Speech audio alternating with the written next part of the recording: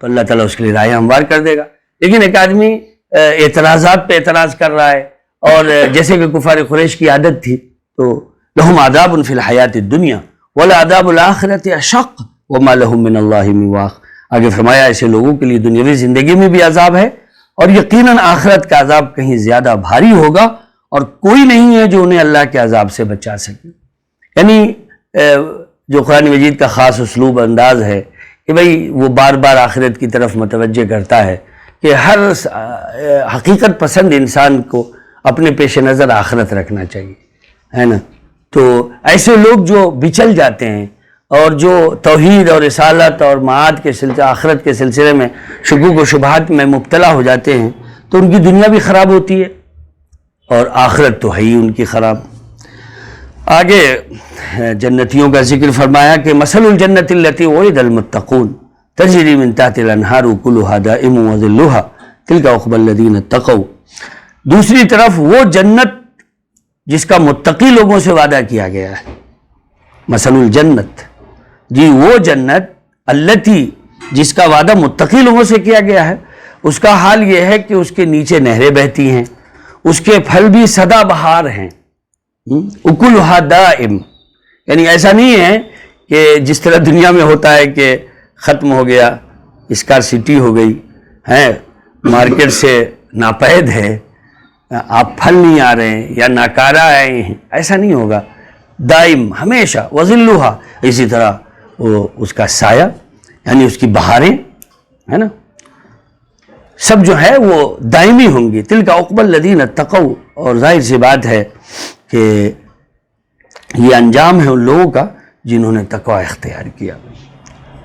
اور وہ تقوی آپ جانتے ہی ہیں کہ اللہ اس کے رضا، اللہ اور اس کے رسول اور دین کے راستے پر چلا، اس کے لیے مصائب مشکلات ہوئی، اس کو جھیلا، اس پر خوشی اور مسرت کا موقع آیا تو وہ کیا، جیسا کہ اگلی آیت میں آ رہا ہے۔ تو تلک عقبی الذین اتقوا، تو یہ انجام ہے ان لوگوں کا جنہوں نے تقوی اختیار کیا، جبکہ کافروں کا انجام دوزخ کی آگ ہے۔ اب یہاں تک تو کفار قریش کی طرف خاص اشارہ تھا اور ان سے متعلق یہ باتیں تھیں۔ اب روح سخن یہود و نصارہ کی طرف ہے، چونکہ کفار قریش اس سلسلے میں موقع بموقع یہودیوں سے رابطے میں رہتے تھے۔ جب بھی کبھی حضور پاک صلی اللہ علیہ وسلم کو وہ بہت کامیاب ہوتا ہوا دیکھتے تھے اور لوگوں کو حلقہ بگوش ہوتا ہوا دیکھتے تھے، تو ظاہر ہے کہ ان کے پیر کے نیچے سے زمین کھسک رہی تھی، اور ان کو اسلام کا پھلتا پھولتا ہوا نظام دیکھ کر تشویش ہوتی تھی، تو ظاہر ہے وہ غور و خوض کرتے تھے۔ تو کفار اب اس وقت جو ہے وہ یہودیوں سے رابطہ کرتے تھے، اور یہودیوں سے جا کے کہتے تھے کہ بھئی ہمیں کچھ مشورہ دو، کچھ بتاؤ کہ ہم محمد صلی اللہ علیہ وسلم کا راستہ روک سکیں۔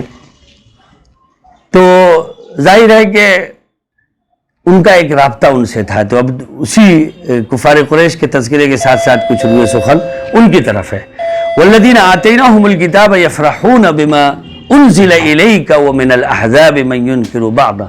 اور اے پیغمبر حضرت محمد صلی اللہ علیہ وسلم، جن لوگوں کو ہم نے کتاب دی ہے، والذین آتیناہم الکتاب، کہ جن لوگوں کو ہم نے کتاب دی ہے، تو ظاہر ہے کتاب کس کو دی ہے؟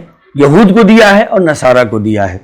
بما انزل الیک ومن الاحزاب، اے پیغمبر جن لوگوں کو ہم نے کتاب دی ہے وہ اس کلام سے خوش ہوتے ہیں، یعنی قرآن مجید سے، کہ جن یہودیوں نے حضور پاک صلی اللہ علیہ وسلم کا ذکر خیر کتاب تورات میں پڑھا، انجیل میں پڑھا، تو ان میں جو سعید اور نیک روحیں تھیں، نیک شخصیات تھیں، حضور صلی اللہ علیہ وسلم کے سامنے آتے ہی انہوں نے ان کے دست حق پرست پر قبول اسلام کیا، اور وہ خوش ہوئے کیونکہ ان کا مدعا مل گیا۔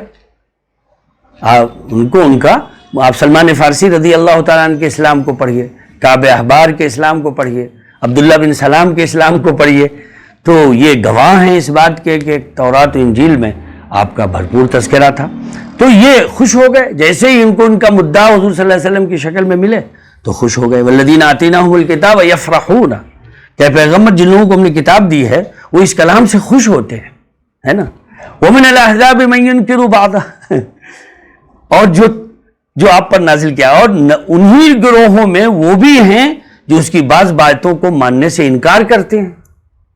ظاہر سی بات ہے کہ جو نفس پرست ہیں اور جو دنیا دار ہیں، جو دنیا کے اقتدار کو چاہتے ہیں، تو وہ قرآن مجید کی آیات سے جو ہے وہ برگشتہ ہوتے ہیں.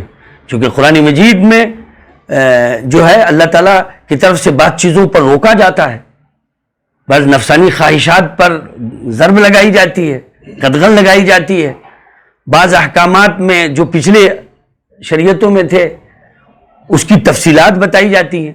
بھئی بہت سی چیزیں تھیں جس کو یہودیوں نے چھپا دیا تھا. مثلا جو سزاؤں کا باب تھا اس کو انہوں نے تورات سے نکال دیا تھا، منمانی چیزیں اس کی جگہ گھسیڑ دی تھی. تو اب قرآن مجید نے اس سے پردہ ہٹایا، تو جو نفس پرست لوگ تھے وہ قرآن کے مخالف ہو گئے. جو نفس پرست لوگ تھے، آج بھی بہت سے لوگ ہیں جو قرآن کی مخالفت اس لیے کرتے ہیں کہ قرآن ان کے اعتقادات پر تیشہ چلاتا ہے، قرآن ان کے فکر و نظر پر قدغن لگاتا ہے یا نکیر کرتا ہے. تو قرآن کی مخالفت اس لیے کرتے ہیں. بہت سے لوگ مسلمانوں کی مخالفت اس لیے نہیں کرتے کہ مسلمانوں سے انہیں کوئی بیر ہے یا چڑ ہے، چونکہ مسلمان جن حقائق کے ماننے والے ہیں، مسلمان جن عقائد کے ماننے والے ہیں، وہ عقیدہ ان کے عقیدے پر ضرب کاری کرتا ہے یا ان کی منمانی پر پابندی لگاتا ہے. تو یہ سب لوگوں کو قرآن اور مسلمان پسند نہیں ہے. بھائی ظاہر سی بات ہے کہ دنیا نے اسلام کو سمجھا ہے. میں تو آپ سے کہتا ہوں کہ جو اسلام کی مخالفت ہو رہی ہے یا اہل اسلام کی مخالفت ہو رہی ہے وہ کسی غلط فہمی کی بنیاد پہ نہیں ہو رہی ہے، اس سچائی کی بنیاد پہ ہو رہی ہے کہ وہ جس نظام کو چاہتے ہیں، جس میں آباہیت ہے، آزادی ہے اور منمانی ہے اور چور بازاری ہے، کساد بازاری ہے اور بس ظلم و جبر ہے، چند لوگوں کی حکومتیں ہیں، تو وہ لوگوں کو یہ چیزیں کھلتی ہیں کہ اگر یہ اس کا رواج ہو گیا تو بھئی پھر ہمارا کیا. اگر اسلام کی سچائی دنیا کے سامنے آ گئی تو لوگ تو اس کی طرف بڑھ جائیں گے، اور اس کے باوجود بڑھ رہے ہیں ماشاءاللہ. تو یہ بھی ایک اس کا پہلو ہے. تو بہرحال قرآن مجید نے اس زمانے کے صورتحال میں وَمِنَ الْأَحْزَابِ مَن يُنْكِرُ بَعْضَهُ، ہے نا، انہی گروہوں میں وہ بھی ہیں جو اس کی بعض باتوں کو ماننے سے انکار کرتے ہیں. اس آیت میں یہود و عیسائیوں کے مختلف گروہوں کا ذکر فرمایا گیا، اور ان میں سے کچھ وہ ہیں جو قرآن کریم کی آیات سن کر خوش ہوتے ہیں. یہ وہی لوگ ہیں جو یہ وہی اللہ تعالیٰ کی کتاب ہے جس کی پیشن گوئی پچھلی آسمانی کتابوں میں کی گئی تھی. چنانچہ اس گروہ کے بہت سے افراد حضرت صلی اللہ علیہ وسلم پر ایمان لاتے ہیں، عیسائیوں میں سے بھی یا یہودیوں میں سے بھی. یہ حقیقت ذکر فرما کر ایک طرف تو کفار مکہ کو شرم دلائی گئی ہے. اصل جو پہلو ہے یہاں پر اس آیت کے ذکر کا کہ کفار قریش کو شرم دلائی گئی ہے کہ جن لوگوں کے پاس آسمانی ہدایات موجود ہیں اور جو ایمان لا رہے ہیں، اور جن لوگوں کے پاس نہ کوئی کتاب ہے نہ کوئی آسمانی ہدایت ہے، یعنی کفار قریش، وہ ایمان لانے سے کترا رہے ہیں. دوسری طرف حضرت صلی اللہ علیہ وسلم اور دوسرے مسلمانوں کو تسلی بھی دی گئی ہے کہ جہاں اسلام کے دشمن موجود ہیں وہاں بہت سے لوگ اس پیغام و ہدایت کو قبول بھی کر رہے ہیں. یہودیوں اور عیسائیوں میں دوسرا گروہ کافروں کا ہے. ان کے بارے میں فرمایا گیا کہ وہ قرآن کریم کی بعض یہودی و نصارہ میں سے جو لوگ ایمان نہیں لائے ہیں وہ بھی قرآن کریم کی ساری باتوں کا انکار نہیں کر سکتے، کہ ان کی بہت سی باتیں وہ ہیں جو تورات و انجیل میں بھی موجود ہیں. مثلا توحید، پچھلے انبیاء کرام پر ایمان اور ان کے واقعات، آخرت کا عقیدہ وغیرہ. اس کا تقاضا یہ تھا کہ وہ سوچتے کہ حضرت صلی اللہ علیہ وسلم کو ان باتوں کے معلوم ہونے کا کوئی ذریعہ سوائے وحی کے نہیں ہے. وحی کے ذریعے ہی حضور صلی اللہ علیہ وسلم یہ بات مان رہے ہیں. کیونکہ اگر وہ پورے تورات پر عمل پیرا نہیں تھے، پورے انجیل پر عمل پیرا نہیں تھے، لیکن بہرحال مانتے تو تھے یہود تورات کو، انجیل کو، اور اس میں توحید، رسالت اور معاد یہ تمام کتابوں کا خاص مدعا رہا ہے. تو اب محمد صلی اللہ علیہ وسلم بعینی ہی وہی بات کہہ رہے ہیں، آخرت کے بارے میں وہی بات اللہ کے بارے میں کہہ رہے ہیں، تو کیسے نہیں مان. تو یہ چیزیں تھی جس کی وجہ سے وہ جو ہے بہرحال قرآن مجید سے بھاگتے تھے اور قرآن مجید کی مخالفت کرتے تھے. تو اللہ تبارک و تعالیٰ نے یہاں پر بہرحال یہ واضح فرما دیا کہ یہ صرف منمانی کا معاملہ ہے. قرآن مجید کو نہ ماننا یہ نفسانی خواہشات کا مدعا ہے، ورنہ قرآن مجید کی جو باتیں ہیں وہ اتنی پکی اور سچی ہیں کہ وہ ان کو اپیل کرتی ہیں. اور اگر آپ اس کا ایسا کرنا چاہیں تو کفار قریش میں بھی آپ اس کو کر سکتے ہیں کہ یہ ابو جہل بار بار کہتے ہیں جب اپنی مجلسوں میں ہوتے ہیں یہ بات تو صحیح ہے، محمد جو کہتے ہیں وہ حق ہے، لیکن اگر ہم نے محمد کی بات مان لی صلی اللہ علیہ وسلم تو پھر ہمارا کیا ہوگا، ہماری چودراہٹ کا کیا ہوگا، ہے نا.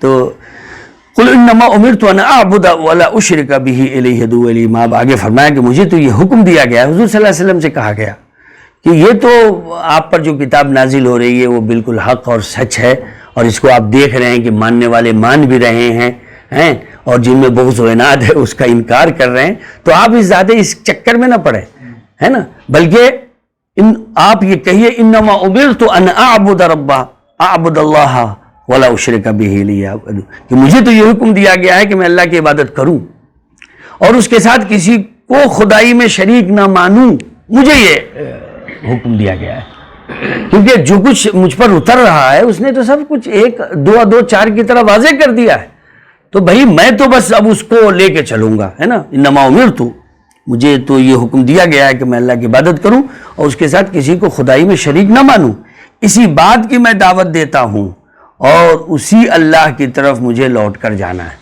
تو گویا کہ آیت کی اس آخری حصے میں حضور پاک صلی اللہ علیہ وسلم نے وہ تینوں بنیادی باتیں توحید، رسالت اور معاد کا بھرپور تذکرہ کر دیا. انما امرت ان اعبد اللہ ولا اشرک بہ کے ذریعے توحید کا، اور الیہ ادعو اسی کی طرف میں بلاتا ہوں یعنی رسالت کا، اور وہ الیہ مآب اور مجھے بھی پلٹ کر اسی آخرت کی طرف جانا ہے آخرت کا. اور یہی اسلام کی بنیادی باتیں تھی تین جس پر مکے میں خوب زور دیا گیا تھا، ایک توحید اور ایک رسالت اور ایک معاد آخرت.